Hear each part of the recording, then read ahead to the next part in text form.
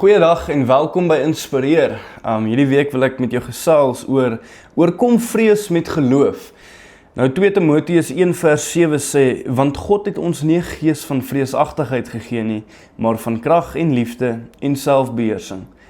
Nou vandag wil ek bietjie meer in diepte gaan oor identifiseer jou vrese. Sien, het jy al ooit gevoel dat vrees jou terughou? Miskien het jy 'n groot besluit wat jy moet neem, maar jy is bang vir wat verkeerd kan gaan. Dalk het jy 'n droom, maar die vrees van mislukking maak dat jy nie eens probeer nie.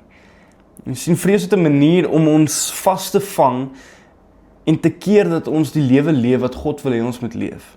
Jy sien, vrees kom in verskillende vorms, vrees van mislukking, vrees van mense se opinies, vrees vir die toekoms of selfs vrees dat jy nie goed genoeg is nie.